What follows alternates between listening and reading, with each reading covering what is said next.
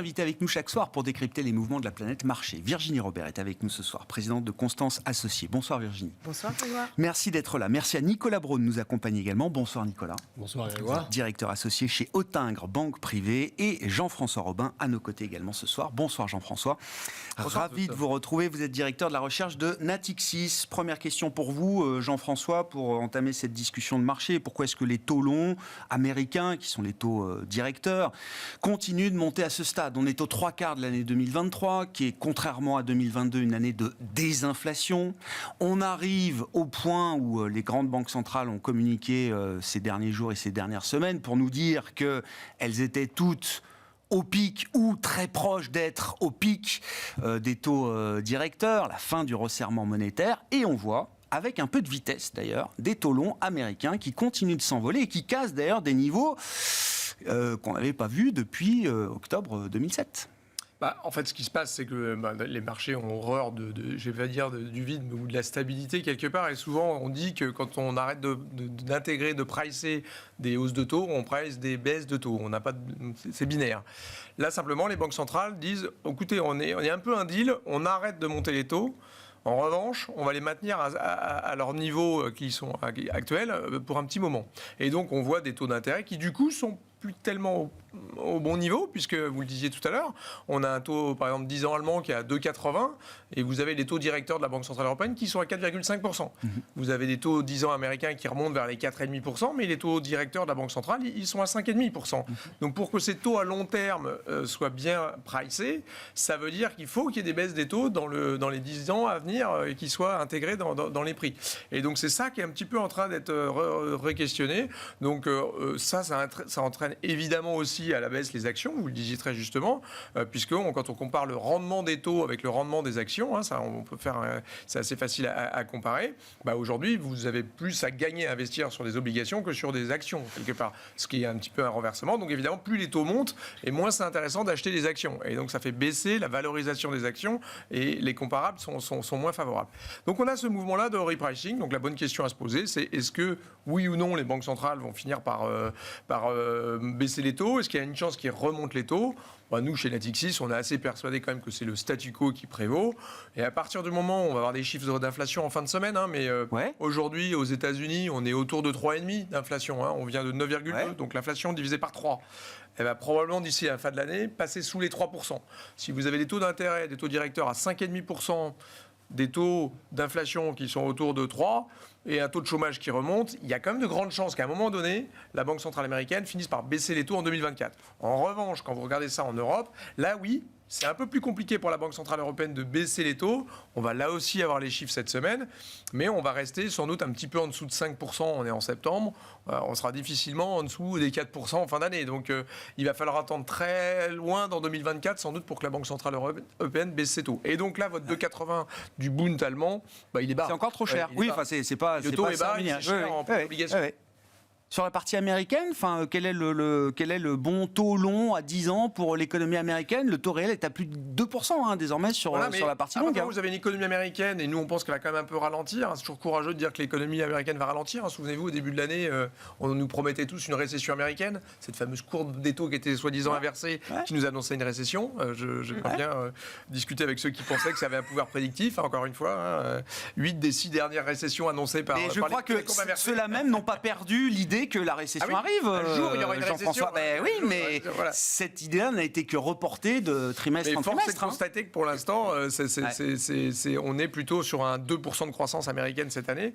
Donc on n'est pas du tout en récession, loin s'en faut, aux États-Unis. En revanche, à 2% de cette année de croissance, c'est quand même assez probable qu'on ait une croissance américaine plus faible que ça, pour plein de raisons, parce que l'épargne des ménages est déjà dépensée, qu'on a du taux de chômage qui remonte, qu'on a la fin du déficit budgétaire américain. Il faut juste garder en tête que le déficit budgétaire américain, en cet été, il est de 9% du PIB. Oui. On est à 6. L'année prochaine, il sera probablement flat, stable. Donc on a plein de moteurs de l'économie américaine qui quand même s'essouffleraient un petit peu l'année prochaine. Et donc ça laisse penser que les taux américains, les taux à 10 ans, je veux dire, il ne faut pas non plus penser que les taux vont rester là. Ils vont rebaisser. Et donc je pense que les taux américains, il n'y a pas de raison qu'ils aillent beaucoup plus haut que ça. Mais juste encore un mot, et je fais tourner la parole, mais sur la croissance américaine l'an prochain, la Fed a révisé. Alors non seulement 2023, effectivement, tout le monde a été pris de court par la résilience de l'économie américaine jusqu'au moment où on se parle, mais ils ont quand même révisé aussi 2024 en hausse par rapport aux prévisions de juin ou de mars. C'est-à-dire que s'ils voient un ralentissement, c'est un ralentissement très modéré, très temporaire, et il y a même l'idée d'une réaccélération assez rapide de l'économie américaine pour 2024. Hein. Bon, alors d'abord, il faut regarder les track records. Qui suis-je pour juger la Fed? C'est une projection. C'est une projection. Les track records de la Fed sur les dernières années sont impressionnantes. Il y a un signal, ça envoie quelque chose. Quoi. Mais je pense que la Fed a raison dans ce sens qu'on va avoir. Je ne pense pas qu'on aura une récession l'année prochaine. Simplement, quand vous avez un gros ralentissement, du chômage qui remonte, de la consommation qui baisse, une crise immobilière qui est quand même là sur un certain nombre de segments du marché, je ne vois pas comment et quelle est la nécessité pour une banque centrale, et là c'est l'ancien banquier central qui parle, mais pourquoi avoir des taux réels aussi hauts? Donc il va falloir qu'on ait une politique un peu plus neutre, donc probablement 100, 150 points plus bas qu'aujourd'hui. Bon. Ils ont baissé leur prévision de taux de chômage aussi, c'est pareil. Ils voyaient 4,5, c'est 4,1. L'immobilier, on ne sait pas trop où on en est. Là, on a eu des indices de prix immobiliers qui nous montrent que les prix remontent peut-être un petit peu aujourd'hui. Si vous voulez acheter un mall commercial à San Francisco, ça vous coûtera pas cher. Ah oui, mais San Francisco. Il y a une disparité géographique aux États-Unis qui fait qu'effectivement certaines zones sont encore sous pression. Virginie, sur cette idée de la résilience américaine, la question des taux, est-ce que ça implique pour les investisseurs actions comme vous, bien sûr? Oui, alors non, mais d'abord sur les taux, moi je voulais préciser également que oui, il y a le discours des banquiers centraux, ça c'est clair que ça fait bouger les niveaux, mais il ne faut pas oublier quand même que depuis 2-3 mois, on est sur un calendrier d'émissions qui est quand même très costaud. Et donc ça, il faut absorber. Et là, on en a jusqu'à, si je ne me trompe pas, tu vas me dire, mais jusqu'à mi-novembre à peu près, où ce calendrier est très chargé. Ouais. On peut espérer qu'après, il y ait moins de... Bon, parce que ça contribue, bien sûr. Ça contribue. Après, il y a beaucoup d'émissions qui n'avaient pas lieu en début d'année et qui se retrouvent aujourd'hui en fin d'année. En fait, quand vous êtes dans un marché où vous n'y voyez pas clair, que ce soit sur la croissance, soyons humbles, restons humbles. Sur la croissance, effectivement, cette économie américaine, elle est plutôt résiliente, mais moi, je la vois plutôt dans un processus de normalisation. Voilà. Elle est avec des différenciations. Et qui sont en train de se corriger. Il y a du wording aussi, on sait, il y a quand même des personnes qui, quand ils parlent, ça fait bouger le curseur. Donc, notamment le patron de JP Morgan, qui lui a parlé de taux à 7%. Pas plus tard. Il dit le monde n'est sans doute pas prêt pour des taux à 7%. C'est un worst case scénario qui décrit Jamie Dimon. Pour moins 5% non plus, mais oui, on peut tout dire. Il n'est pas prêt à 7%, effectivement, mais lui pense que déjà, je pense que sa lecture, c'est que la Fed est déjà allée loin. Parce que lui, il pense que ça va ralentir, que ça va freiner brutalement. Donc, en fait, restons humbles, on ne sait pas, on va voir. Tout ça intervient évidemment dans la période que moi je nomme toujours sans filet. Le sans filet, c'est quoi? S'il n'y a pas de publication. Et moi, vous savez, moi, c'est mon juge de paix, c'est les publications des sociétés. Et là, on va attendre le 15 octobre pour avoir les premières publications. On attend sur le trimestre prochain, sur ce trimestre, sur la publication, c'est raisonnable, c'est-à-dire que c'est des volumes qui sont en toute petite hausse, en séquentiel, à 1% du chiffre d'affaires. Ouais. Et puis, dans les earnings, c'est plutôt un repli de 1,5, 1,9. Donc, encore une petite baisse des résultats là, en séquentiel sur les entreprises américaines. Il y a quand même des secteurs où les marges sont sous pression, notamment la consommation courante, etc. Donc, voilà. Donc on est dans cette période où on regarde évidemment la Fed, les discours, les éléments macro qui peuvent être un peu contrariants, contradictoires et contrariants aussi. Oui, bien sûr. Oui. Et donc voilà, ça met de la volatilité. Après, la vraie question, est-ce que 4,5% sur un taux 10 ans, est-ce que c'est choquant ? Moi, je pose vraiment la question. Si je vous avais posé la question il y a 6 mois, Virginie, je pense que la réponse aurait été oui. 30 ans que je suis sur les marchés, évidemment, donc moi, c'est pas plus que ça, mais une fois de plus, on verra le juge. L'équation de Fisher, ce serait autour de 4, on y est, mais je voulais rajouter 2 petits éléments, puisqu'on parle des taux d'intérêt américains, il y a aussi d'autres choses qui jouent aujourd'hui, pas seulement tout ça, c'est-à-dire que d'abord, il y a beaucoup de hedge funds qui sont short du marché, qui jouent un peu, parce que finalement, le risk-reward d'être short aujourd'hui par rapport à de jouer la hausse des taux plutôt que la baisse, il est plutôt avantageux. Et puis deuxième élément dont on parle peu en fait, c'est qu'il y a beaucoup de vendeurs de treasuries dans les acheteurs traditionnels. C'est-à-dire que vous regardez les Chinois, ils ont vendu 400 milliards de treasuries depuis 2017. Vous regardez les Saoudiens, ils ont baissé leur réserve de change en dollars de 41%. Donc on a quand même aussi... Japonais, ils ont arrêté aussi. Évidemment. Tous les acheteurs forcés, contraints de treasuries, insensibles au prix, n'achètent plus. En tout cas, n'achètent plus autant qu'avant. C'est des gens qu'on voit bien qu'il y a une espèce de, pas de dédollarisation du monde, mais en tout cas, un essai de dédollariser le monde. On verra où ça va. Nicolas, vos commentaires. Beaucoup de choses. Oui, mais moi, j'ai l'impression qu'on parle... Enfin, les banques centrales, quand même, la Fed notamment, parle beaucoup plus de la croissance ou du risque de récession, mais c'est un peu la même histoire, quoi. On est moins focalisé, je trouve, sur l'inflation. Et... Le risque de récession, je permets de corriger ce que Jean-François a dit tout à l'heure, ça ne fait pas 1 an. C'est 2 ans. Oui. 2 ans. Oui. Avant que la Fed ne commence sa première hausse des taux, qu'on a parlé du risque d'une récession américaine. Donc, force est de constater que 2 ans, il y a le grand écart, c'est le minimum qu'on puisse décrire entre la réalité économique et les prévisions de marché. C'est plus qu'une question de timing. 2 ans d'erreur, ou 2 ans de report de la récession, c'est plus qu'une question de timing. Ceux qui ne changent jamais d'avis finiront un jour par avoir raison. Ce qui ne va pas dans le panorama, c'est qu'on évoque rarement ou jamais un scénario inverse.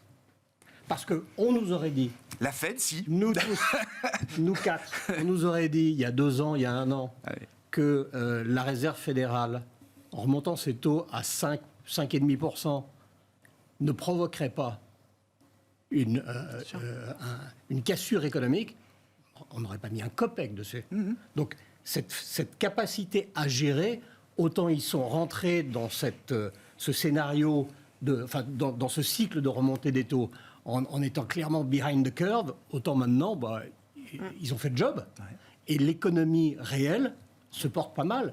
D'ailleurs, elle se porte tellement bien qu'on est autorisé, c'est du rêve, mais de se demander parfois si les bases d'un autre cycle ne sont pas en train d'être jetées. Alors sur la partie obligataire, dont je ne suis pas un spécialiste, mais évidemment, d'abord on est investisseur sur les obliges, et sur les actions, on est extrêmement dépendant. Il y a un truc qui ne va pas, surtout dans la musique qu'on entend ces dernières semaines, où beaucoup disent, on disait qu'il fallait avoir des taux longs américains à 3,5-4, donc à 4,5. Je me souviens en juin, 3,80, tout le monde était acheteur. C'était déjà un bon niveau pour acheter. Des normes asset managers qui préconisent ça, des géants. Ils disent là, il faut renforcer. Il faut doubler. Je rappelle qu'il n'y a pas si longtemps que ça, quand on avait dit que les taux allemands passeraient le 1%, ce serait vraiment un crying buy qui faisait se jeter dessus pour investir. Alors, ce qui cloche là-dedans, c'est ce qui est derrière. Le raisonnement simple qui est derrière, c'est ça se terminera par une récession. But what if not? Moi, c'est ce que je vois dans les projections de la Fed. Je pense que la Fed nous dit où il n'y aura pas de récession, ou en tout cas, on fixe un scénario de croissance qui, s'il est prêt à défaut, nous permettra peut-être justement de venir en soutien de la croissance, alors qu'on a été plutôt focalisé sur l'inflation depuis 1 an et demi. Donc 4,5 ou 4,5, comme Virginie, tu le laissais entendre, c'est pas super choquant. Est-ce que pour autant ça donne envie d'en acheter? Alors, évidemment, avec un parti pris que vous connaissez, dans les niveaux actuels, si on veut du taux, on prend du taux court, puis on ne s'embête pas. À 4 en Europe, 5,5. Si c'est pour le rendement, on prend du court. Et si on veut avoir du return au-delà de 4%, les actions, c'est bien. Ça fait 4 mois qu'on n'a pas dit. On n'a pas d'opportunité. Bien sûr, il y a eu la hausse de juillet. La hausse de juillet. C'est fait en 10 jours, tout le monde était sur les résultats, ou déjà en vacances, et clac, ça fait un plus haut en août, et derrière, on s'ennuie depuis. Alors, on ne va pas faire le malin, le terme d'humilité a été cité tout à l'heure, c'est la règle d'or. Mais néanmoins, il y a des moments où il faut sortir du bois. Septembre, on approche de la fin, il faut absolument se poser la question, est-ce que ce n'est pas le moment de remettre du risque? Et chacun peut... Et c'est ça qui est le charme depuis Covid. Si on évalue, on peut trouver des raisons d'en faire. Et si on est croissance, ce qui est évidemment mon cas, en dominante, on a aussi des choses qui sont à des prix d'achat. On va y revenir, Nicolas, mais sur les moteurs actions, effectivement, vous évoquiez les résultats l'un et l'autre, et c'est dans ces périodes-là où les investisseurs, les stock pickers, trouvent de l'information nouvelle pour juger de la valorisation bonne ou mauvaise, peut-être parfois des dossiers et des actions. Qu'est-ce qu'on a encore comme moteur pour les actions ? Il y a eu quand même une énorme phase de rattrapage. On est passé de pessimisme extrême il y a un an, septembre-octobre, à effectivement toujours un peu moins de pessimisme quand même quand on a marqué de nouveaux sommets. Le rattrapage des résultats, etc. Les profits devant les prix. L'investissement dans le cycle, dans la technologie, dans le... On sait que ça peut peser quand même l'investissement à un moment aussi sur les marges des entreprises et que la bourse a parfois du mal à... Grégoire, depuis 3-4 mois, on est très bas sur les rachats d'actions. Les programmes de share buyback, ils ne sont pas activés. Les seuls qui activent, c'est quoi ? C'est en baisse de 20% sur un trimestre aux États-Unis au deuxième trimestre. Et même en comparable sur les années. Et même sur un an. Donc ça, alors évidemment, parce que... Ça, c'est un bon signe, ça ? Moi, je trouve que c'est plutôt un bon signe. Alors, il y a un signe financier derrière, parce que évidemment, quand on a des taux d'intérêt, parce que souvent, ils s'endettent pour faire le rachat d'actions. Il y a un montage financier. Bien sûr. Donc là, l'intérêt n'y est pas. Mais quelque part, si vous avez des sociétés qui ont des beaux bilans et que, justement, ils préservent cette capacité d'investissement, ça, c'est essentiel. Parce qu'il faut pouvoir saisir les opportunités. Et on a, comme par hasard, depuis 15 jours, on recommence à reparler d'IPO. On a quelques mouvements dans le M&A et pas des moindres. Quelques acquisitions aussi bien. On parlait tout à l'heure, effectivement, de... Donc le gros deal, là, c'est Splunk, c'est ça ? Alors, il y a Amazon hier qui a annoncé Tropic, 4 milliards. 4 milliards. Mais c'est très intéressant ce qu'ils font, parce que quand on essaye de comprendre, effectivement, la stratégie derrière, un peu ouverte et tout, c'est assez percutant, moi, je trouve. C'est très bien. Et oui, Splunk qui entaille dans la consolidation tech, dans les fusions-acquisitions tech, c'est le 9e dossier depuis 15 ans en taille, on se souvient d'un certain nombre de dossiers, donc c'est quand même assez... Alors c'est Cisco qui rachète Splunk, 28 milliards. Splunk, 28 milliards. Alors on attend évidemment le jugement de l'autorité de la concurrence, donc c'est pas encore arbitré complètement dans le marché, puisque ça devrait se faire à des prix plus élevés que ce que ça cote aujourd'hui. Mais c'est assez intéressant. Donc il y a des là, j'aime bien votre point. Moins de rachat d'actions. Oui. Vous, en tant qu'actionnaire, vous dites c'est bien. Moi, je préfère. C'est long terme. Ça dépend de quel côté vous êtes. Une réserve de valeur. Mais c'est ça. Moi, j'aime bien construire. J'aime bien investir dans les sociétés qui vont construire, qui vont créer de la valeur sur le long terme. C'est plus intéressant que... je ne suis pas dans le momentum, le trading du momentum. Et le marché reconnaît ça ? Parce que le marché a été drogué au rachat d'actions quand même. Le juge de paix, comme toujours.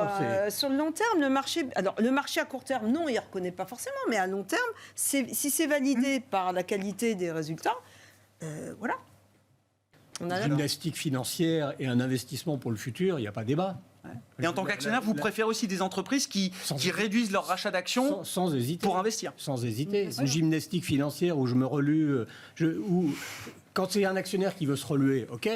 Mais sinon, je vais détruire des actions. En fait, ça crée quoi ?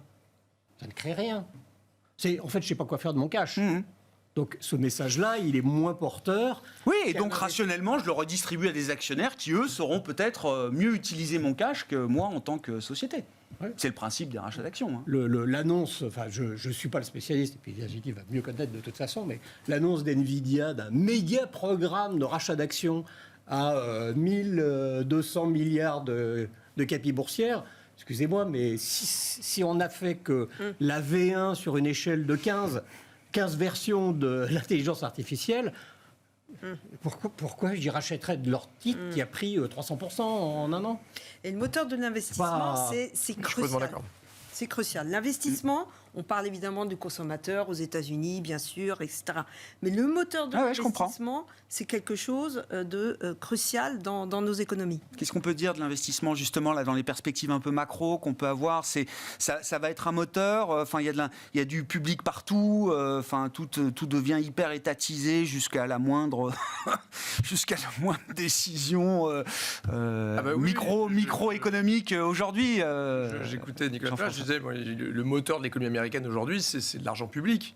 Oui, en fait, finalement, c'est l'IRA. C'est juste que c'est du keynésianisme et que quand on pense à la Fed... Il y a du privé qui vient se mettre sur l'IRA aussi. Il y a beaucoup de ça. Oui. Maintenant, c'est vrai que si on parle investissement, pas public, mais privé, parce que le public, compte tenu de ce que des accords qui ont été passés pendant le plafond de la dette, qui vont être passés là pour le shutdown, etc., les élections qui se profilent, on sent bien que l'argent public va être moins... ils vont être moins prolixes d'argent public dans l'année 2024 et sans doute de 2025, on verra un peu en fonction des élections. Mais en tout cas, 2024, clairement, on aura moins de push de l'investissement public, il y en aura moins.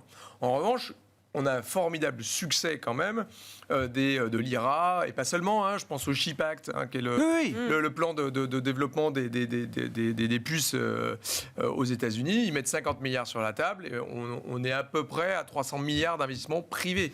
Donc les TSMC, les Intel, etc. Donc ça marche bien. Notons qu'en Europe, on a mis 42 milliards sur la table et que les investissements dans les puces en Europe sont loin d'être ridicules, puisqu'on a Intel, TSMC, etc. On a aussi nos gigas investissements. Et le Japon fait de même, voilà, TSMC est aussi au Japon, etc. Ce qu'on voit bien aujourd'hui, c'est quand même que l'investissement privé est en train, et là on parle de digital en fait autour de ces puces, mais songez à l'investissement dans la transition énergétique. Et aujourd'hui, ce qui porte, nous dans le groupe BPCE chez Natixis, on voit bien que la dynamique d'investissement, elle est toujours là, et notamment elle est encore là dans de l'investissement. Plutôt que elle est là dans les grandes usines, les gigafactories. On voit ça dans les statistiques. Et donc, on voit bien que l'investissement, à la fois dans le digital et dans la transition énergétique, fait que le niveau total de l'investissement au niveau mondial est en train de remonter. Et si on veut se projeter dans du marché, ça veut dire qu'on est quand même en train de changer l'équilibre entre épargne et investissement. Et ça veut dire que comme il y a une course à l'investissement, ça va faire remonter les taux d'intérêt d'équilibre. Ouais. Donc on est plutôt ça plaide pour des taux plus élevés. Pour des taux un petit peu plus élevés. Maintenant, évidemment, quand je vous rappelle que les taux avant, on était à 2, on est peut-être à 4, mais pas forcément à 7, quoi. Il faut qu'on parle du... Alors, Nicolas. Peut-être sur ce thème de l'investissement, qui va dans le sens... il ne faut pas que ça soit une idée fixe ou une obsession, mais d'un investissement quand même en action. C'est que l'innovation est partout. On a 2 années d'annonces. Sauf dans les statistiques, pour faire une blague. Mais... Oui, c'est comme la productivité, c'est ça, oui. On la voit partout, sauf dans les stats. Ça fait 2 ans qu'on annonce aux financiers, où les financiers se racontent l'histoire. Mais enfin, le monde réel écoute ce que disent les marchés. Donc on annonce un ralentissement et qu'on annonce en plus une inflation élevée. Ce qui est formidable, c'est que les entreprises, presque partout, se sont remarquablement adaptées à ces contraintes-là. Et ce qui est tout à fait formidable, c'est que l'innovation, je ne sais pas si on a tous les 3 en mémoire une entreprise qui nous a choqués parce qu'elle coupait l'innovation. Elle ne coupe pas l'innovation. C'est un budget qu'on défend, qui est... Ouais. Et pour reprendre un sujet que Virginie a évoqué tout à l'heure, on commence à voir de nouveau du M&A, des fusions-acquisitions, orienté sur l'innovation. Pas simplement pour faire 1 + 1 = 2, je fais des synergies, ça c'est le monde bancaire ou d'autres choses, mais il y a des choses très orientées sur l'innovation. Et donc, cette partie-là de l'histoire, c'est vertueux. C'est ce qui fait le succès historique des États-Unis et dont on a envie de s'inspirer. Parlons du luxe. Justement, ça nous permet de parler de l'Europe, puisque c'est un secteur poids lourd en bourse. En Europe, il n'y a pas de comparable, il n'y en aura jamais, évidemment. Le luxe, c'est la France. Le luxe est en bear market. Quand on prend alors un indice qui représente les 10 grandes valeurs du luxe en bourse en Europe, c'est un indice qui a perdu plus de 20% par rapport au sommet qui a été atteint ces derniers mois. L'emblème chez nous, c'est LVMH, qui a fait 20% de baisse en 2 mois, en 2 mois et demi, maintenant. Je savais que vous alliez provoquer. C'est une provocation. This is a provocation. Si ceci est un bear market, alors... c'est une baisse de 20%. Ceux qui ont vu les marchés depuis 30 ans... Non, mais pour un secteur comme le luxe, c'est plus rare qu'ailleurs, peut-être. Oui, mais enfin, vous prenez quoi sur le plus haut? Parce qu'un bear market... Ah oui, c'était sur un an. Non, c'est sommet récent. C'est à 18 et LVMH est à 0. C'est pas un bear market. Ou alors, on a connu 150 bear markets sur Meta, Facebook et tant d'autres. Alors, néanmoins, ça baisse. Et ça baisse vite. Ouais. Ça baisse vite. C'est incontestable. Donc, le marché est forward-looking. Il est vrai qu'en septembre, la tonalité des acteurs est différente de celle qu'ils ont eue fin juillet. Hermès a parlé le dernier de juillet, le 29 juillet, le contexte était globalement bon. Alors, à regarder les cours, on se dit, le monde a changé. Alors, évidemment, comme toujours, quand on regarde l'immédiateté, ça n'a pas tant changé que ça. On en fait une caisse sur la Chine. OK, on a rêvé de la Chine au premier trimestre. On avait compris quand même au deuxième trimestre que les avions n'étaient quand même pas bourrés de consommateurs chinois pour acheter du luxe. Et qu'après, en fait, c'était un pétard mouillé ou c'est une grosse déception. Sérieusement, depuis 2 ou 3 mois, la Chine n'est pas la source de nouvelles mauvaises nouvelles. Ouais. Les gens qui ont attendu que la Chine redémarre pour acheter du luxe, il y en a, ont eu le temps de partir avant. Donc peut-être que l'histoire de septembre, c'est que ça cale ailleurs. Ça avait calé aux États-Unis avant le mois de juillet. Ça avait ralenti. Et maintenant, ça cale en Europe. Quelles que soient les raisons. Alors, donc ça se traduit par une baisse des cours et avec des révisions à la baisse des résultats qui est à l'œuvre. Tous les jours, il y a un analyste qui révise à la baisse. Ouais. Il y a même qui change d'opinion après 30% de baisse d'un titre, pourtant dont il faisait la promotion très active jusqu'au mois d'août. Je crois qu'il y en a un ce matin, s'appelle Richemont. On ne citera pas l'analyste. Et il va y en avoir encore sous le pied. Mais en termes de valo, ça donne une impression que la baisse est faite. L'ajustement, en fait, est extrêmement rapide, étant en avance sur la réalité. Ce qui est important pour vos téléspectateurs, certains vont l'écouter aussi, sans avoir l'image, c'est que il me semble que les données derrière le luxe sont conjoncturelles. C'est-à-dire ? Pas structurelles. Ouais. Oui. Les moteurs derrière le luxe sont inchangés. La quête d'identité, l'appétence des jeunes du monde entier qui est peut-être... Ça se transmet d'une génération à l'autre. Je ne sais pas, le monde change, le monde a changé. On vit peut-être des changements structurels qu'on n'a pas connus en 200 ans. D'une génération à l'autre, oui, il y a la confirmation que l'appétit pour... Ça ne se transmet pas, ça se diffuse. Ça se diffuse. Ça ne vient pas des vieux, ça ne vient pas des aînés. Vous allez à n'importe quelle exhibition sur le luxe, musée, il y a du monde partout.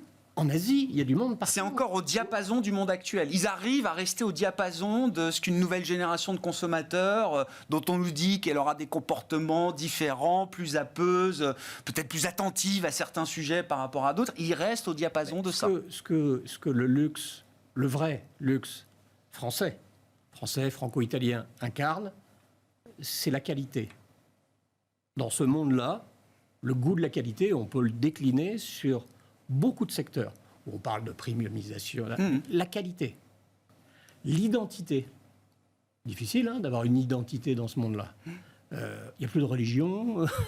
Voilà. Je consomme sur des choses qui vont durer et qui auront une valeur en marché secondaire. Donc il y a aussi un peu d'investissement ou de spéculation. Il y a une valeur statutaire, il y a une valeur tangible. Et ça, ces données-là restent, je crois, très fortes.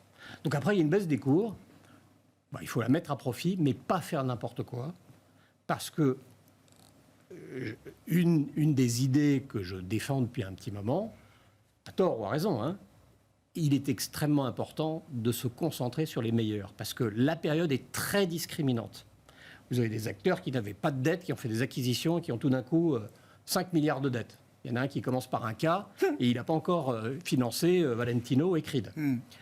Donc, avoir du cash, c'est absolument capital pour investir, trouver les meilleurs emplacements, pouvoir investir en promotion, en soutien des marques, pouvoir innover. Et puis un sujet qui est très vrai dans le luxe comme dans d'autres secteurs, attirer les talents. Et les talents, c'est pas que des créatifs qui font des shows à Milan. C'est extrêmement vaste. Techno, oui, retail, beaucoup de digital, de numérique aujourd'hui dans ces groupes-là, évidemment. Virginie, alors le luxe est sur, on en parlait d'ailleurs avant l'antenne, je veux bien qu'on en redise un mot on air, la premiumisation d'un certain nombre de marques, y compris dans le domaine du sport. Je voyais que Adidas aujourd'hui va tester pour voir l'appétit justement sur le segment haut de gamme ou très haut de gamme des chaussures de running à $500. Ça commence à devenir quand même, ça ressemble quand même à quelque chose qui est pas loin Ouais, alors là, du luxe dans le monde du sport ou du lifestyle. Les sneakers à $3 000, vous en avez depuis un moment. Hein. Ouais. Alors après, oui, mais là c'est du... Ouais. Après Adidas, ils ont un problème de marque, donc bon, ça non, mais on sent que ces moteurs du luxe que vient de décrire Nicolas, ça attire d'autres marques aussi qui ont envie de se positionner. Oui, alors après, sur le vrai produit sport, il y a toujours eu cette facilité aux États-Unis de développer, d'innover, et donc on a vu cette année effectivement des marques. Alors c'est coté sur le marché américain, mais parfois c'est les baskets, Oka, donc appartient au groupe Deckers, qui avait déjà Hug. Donc il y a toujours... Mais souvenez-vous du succès de Lululemon. Hein. Moi, je sais que quand j'en parlais il y a 15 ans, on me disait quoi, Loulou quoi. Et voilà. Mais c'est hors de prix. Mais oui, mais c'est hors de prix. Non, mais moi, c'est ça que je trouve génial. C'est que c'est hors de prix. C'est hors de prix, mais c'est des produits de qualité et ils ont réussi à construire après une marque, une identité. Ouais. Et les gens, ensuite, une fois que c'est gagné, que vous avez... Alors après, il faut le préserver, c'est compliqué. Je ne dis pas que c'est immuable, hein. C'est très compliqué. Mais ça, c'est la beauté aux États-Unis. Vous avez des marques d'ailleurs qui sont tombées pratiquement en quasi-faillite et qui se réinventent. Bien sûr. On peut penser à Victoria's Secret. Je ne sais pas si elle va réussir à toutes les marques des années 90 de textile, on a bien vu le coup de balai. Donc, oui, voilà, c'est sûr. Ça peut revenir. Mais ça marche en bourse aujourd'hui, dans un moment où on parle de pouvoir d'achat, d'arbitrage du consommateur, qui fait attention, etc. Il y a des dépenses pour lesquelles le consommateur, la demande reste... Tout le monde vit en basket, hein, donc il faut bien s'acheter de basket. Et comme elles sont toutes pratiquement au même prix, entre une Oka, une On, une Nike et une... voilà. Donc, non, ça... Alors, je ne dis pas, il peut y avoir une inflexion, évidemment, un consommateur plus prudent et qui ne va pas... on vient je ne sais pas, qui aurait besoin de faire un plein à la pompe, par exemple. Voilà. Oui, ben ça, on n'en a pas parlé, mais ça, c'est un vrai sujet. C'est que le prix du pétrole... l'énergie, c'est ça qui nous a aussi mis, j'ai envie de dire, dans ce... Sous pression, oui. Là, depuis quelques semaines, parce que, évidemment, on est l'inflation, alors qu'on parle ensuite, on regarde le corps inflation, hors énergie, mais il faut bien comprendre quand même que l'énergie, si ça monte, même si on retire cette composante, on ne peut pas complètement la retirer de l'économie. Forcément, ça ruisselle, comme... Oui, non, mais ça génère des arbitrages, Et dans toutes les chaînes de production. Alors donc, ça, c'est un point très important. Et moi, c'est la vraie question, c'est quand... Alors, on sait pourquoi ça a beaucoup monté. C'est pas tellement sur la demande, d'ailleurs. C'est l'offre qui est... on a tourné les robinets, donc, dans le mauvais sens, pour nous, je pense. Mais c'est à quel moment... le robinet se retourne un petit peu en sachant qu'on sent que le prix va refluer. Donc ça, c'est un vrai critère dans l'équation qu'il faut surveiller. Parce que ça sera vraiment une bouffée d'oxygène et on peut imaginer que ça puisse être aussi un facteur de soutien dans les marchés. Sur la taxe pétrole pour les pays consommateurs, qu'est-ce que vous dites aujourd'hui, Jean-François? Je regardais, alors pour donner un peu de perspective, aux États-Unis, un gallon d'essence en part du revenu disponible, c'est 2 fois moins que ce qu'on payait en 2008. C'est quand même une pression qui est... alors les prix sont élevés, mais c'est quand même une pression par rapport aux revenus disponibles des ménages américains qui est beaucoup moins importante que ce qu'on a vécu en 2008. Regardez l'énergie, l'essence dans le poids de la consommation des Français, c'est 2%. L'alimentation, c'est 16%. En fonction des revenus, ça peut monter jusqu'à 18% selon les catégories les plus pauvres, etc. Mais on est quand même sur un truc très très limité. Mais on le voit toutes les semaines. C'est fréquent, oui. Le plein. Donc il y a un sujet. Moi, ma lecture de ce qui se passe, c'est qu'on est quand même sur un oligopole et sur une organisation du marché, d'ailleurs, qui reflète un rapprochement des Russes et des Saoudiens, de l'éloignement des Saoudiens et des Américains, parce que voilà, ce que fait MBS, c'est justement totalement à l'encontre de ce que voudrait Joe Biden aujourd'hui. Donc on sent qu'il y a plein de géopolitique là-dedans aussi, mais économiquement, que font ces acteurs producteurs de pétrole? Ils maximisent leurs revenus. Pourquoi? Parce qu'on voit bien qu'il y a une accélération phénoménale de l'électrification des véhicules. On est sur un véhicule sur 5 vendu électrique en Chine, en Europe. On n'est qu'à 8% aux États-Unis, mais on est en progression de plus 70% des ventes, etc. Donc on sent bien que l'électrification du monde véhicule, il va être beaucoup plus rapide que ce qu'on pensait. Donc moi, je pense qu'on va aller beaucoup plus vite que tout ce qu'on dit. Et donc ça, on sent bien que dans très vite, ça va peser sur les revenus des producteurs de pétrole. Et donc, on a intérêt à faire tant qu'on peut. Il y a une course de vitesse, pour les producteurs. Donc ça, on a vraiment ça, je trouve, qui est très, à mon avis, qui est vraiment très, très intéressant. Et la deuxième chose, c'est que on voit ce que dit l'Agence internationale de l'énergie, c'est que le pic du pétrole et du gaz d'ailleurs, et du charbon encore plus. Dans 10 ans. Aujourd'hui, d'ici 2030. on a le photovoltaïque qui va être la première source d'énergie du monde dans les 3 ans. On pensait que c'était dans 10 ans, là c'est dans les 3 ans, tellement ça va vite. Et donc quand vous entendez ça, quand on vous dit que finalement le pic du pétrole, il va être dans la prochaine décennie, du gaz et du pétrole, ça vient beaucoup plus vite. Si vous êtes le producteur de pétrole, vous avez intérêt à vous décider. C'est un pic ou un plateau? Parce qu'un pic, pour moi, c'est que ça rebaisse assez fort. Pour former un pic, il faut que ça monte fort. De toute façon, la dernière goutte de pétrole, elle sera utilisée pour faire des Legos, pour faire du plastique, pas pour faire rouler des voitures qui n'auront plus du tout besoin de ça. En revanche, le deuxième truc qui est intéressant, je trouve, c'est qu'avec un pétrole à 100, vous ne faites qu'accélérer le désir. Moi, c'est pour ça que je suis complètement contre de subventionner les prix de l'essence aujourd'hui. Il faut subventionner les revenus. Mais vous devriez en profiter pour accélérer l'électrification des usages. Ça vous inquiète pas de voir, alors aujourd'hui c'est Rishi Sunak, mais enfin d'autres, de reporter des objectifs ou des deadlines sans remettre en cause le net zéro 2050, mais de dire l'interdiction des véhicules thermiques 2030, finalement, ce serait mieux que ce soit 2035. Moi, je trouve que c'est une erreur. Vous sentez pas qu'il y a l'idée là en ce moment que chacun essaye de repousser un petit peu, comment dire, de diluer un peu la transition dans le temps? Moi, je pense que celui qui va gagner. Vous nous dites que ça va aller encore plus vite que ce qu'on imagine. Bien sûr, et puis celui qui va gagner le marché, justement, c'est plutôt les voitures chinoises qui sont en train d'investir pleinement sur l'électrique. Aujourd'hui, de repousser les objectifs, vous rendez service à personne, ni à la planète, c'est sûr, mais ni aux producteurs. D'ailleurs, aujourd'hui, les Allemands qui ont fait du lobbying de dingue pour repousser l'objectif d'interdiction des voitures thermiques à la vente en 2035, qu'est-ce qu'ils ont eu comme pushback? En fait, c'est que Volkswagen a dit, mais moi, ça m'intéresse pas. Je viens de mettre 50 milliards sur la table pour électrifier toute ma gamme. Donc moi, je veux pas du tout faire machine arrière. Donc les constructeurs, la plupart des constructeurs, mais regardez Stellantis, en même temps ils cherchent à faire ils se laissent une petite part, mais un Stellantis, il est en train d'électrifier ses flottes, et d'ailleurs on s'en félicite, puisque enfin il y a des voitures électriques de Stellantis qui vont être produites en France. Donc il y a un truc un peu sympathique qui se passe. Surtout, il ne faut pas repousser ces objectifs. À tout point de vue, ce serait un petit peu contre-productif, je pense. On parlait d'innovation tout à l'heure, Nicolas. Ce qu'on décrit, l'avènement du véhicule électrique, ça peut changer le statut boursier des grands assembleurs européens, traditionnels. Ça peut le dégrader, oui. Ça peut le dégrader. C'est à l'œuvre. C'est comme ça que vous le voyez, alors. C'est à l'œuvre, c'est pas créateur de richesse. On n'a pas. Les marges automobiles, elles se sont jamais aussi bien portées qu'aujourd'hui, quand même, dans le secteur. Attendez. Oui, non, mais... Vous prenez quelques exemples et vous en faites pas une généralité. Moi, je crois, c'est un avis tranché, donc évidemment complètement contestable, que l'électrique n'est pas un produit qui correspond à une demande forte du consommateur, de l'utilisateur final, dont on parle d'ailleurs jamais. On parle d'une urgence, c'est la demande de la réglementation, d'une injonction. C'est la demande réglementaire, politique. D'une décision politique. C'est ce qui semble guider les choses en ce moment. D'accord. Enfin, à la fin de l'histoire, en tout cas, nous, on est dans une sphère d'investissement. On va être très soucieux de est-ce que le produit qu'on propose correspond à une aspiration du client final. Sinon, il y a un moment donné où il va voter avec ses pieds. Il accélérera aussi la substitution ou l'arrêt de l'usage ou d'une acquisition d'un véhicule.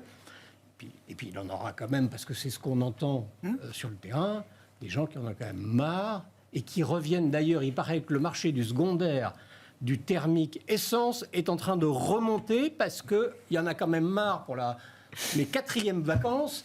Je m'arrête 1h30 pour recharger et quand j'ai un pépin, personne ne sait le réparer. Pardon, j'en fais trop, mais c'est pour dire que sur l'électrique... Non, mais ça montre bien qu'on n'est pas... Tout n'est pas encore prêt. L'industrie automobile... Ça, je l'accepte. L'industrie automobile européenne est rentrée dans un cycle où celui qui fait la loi est quelque chose qui nous fait fuir. C'est l'État, les politiques, les décisions. Trop de politique dans tout ça. Trop de politique. Vous ne maîtrisez plus l'équation. Mais pourtant, Nicolas, le luxe de la voiture, c'est Tesla. Et puis maintenant, c'est quand même 10 minutes pour 80% de recharge. La plupart des voitures électriques qui sortent, on n'a plus ces problématiques-là dans les nouveaux véhicules. Pour les 5e vacances en véhicule électrique, vous verrez, Nicolas. Et puis si en 700 km, vous n'arrêtez pas pour faire un petit pipi ou prendre un café, je vous félicite. Bon, après... Bon, il y avait... J'ajoute... Nous, on avait 25 ans, on entendait déjà qu'il y avait trop de constructeurs automobiles. Maintenant, en Chine, il y en a autant qu'avant dans le monde. Oui. Oui, bah, il y a plus de conducteurs chinois aussi. C'est le plus gros exportateur de voitures aujourd'hui au monde, la Chine, devant Toyota. Avant, ils étaient à vélo. En 2 ans, ils sont passés de 0 à je ne sais plus combien de centaines de milliers de... pléthorique et Amstramgram qui va gagner à la fin. Et ceux qui maîtrisent la batterie. Oui. Bah, il y a un leader mondial qui s'appelle CATL, voilà, qui est le plus gros producteur mondial de batteries électriques et qui travaille avec tout le monde. Je crois que Ford, dans je ne sais plus quel État américain, travaille en partenariat sous licence avec Qui fait le avec maillage Apple. des recharges. Qui fait le maillage des stations de recharge. Qui fait le maillage aux États-Unis, par exemple. Ouais. Il y a quelques acteurs. Ah bah il y en a un, oui. Ouais. C'est Tesla. Oui, Tesla. Oui, bien sûr. On a des bons câbliers français aussi. On a Vercor, on a ACC, on a des acteurs. On verra qui remportera les... Mais il y a plein d'acteurs qui ne sont pas encore cotés dans la distribution de bornes de recharge, etc. On verra. Bon, bah voilà, on s'arrêtera là-dessus, du coup. Bah oui, il faut. Qu'on le veuille ou non, le monde sera électrique. Mais qu'on le veuille ou non, voilà, c'est ça. D'une façon ou d'une autre. Merci à vous trois d'avoir été les invités de Planète Marché ce soir. Virginie Robert, Constance Associée, Nicolas Brault, Autingre Banque Privée et Jean-François Robin, Natixis.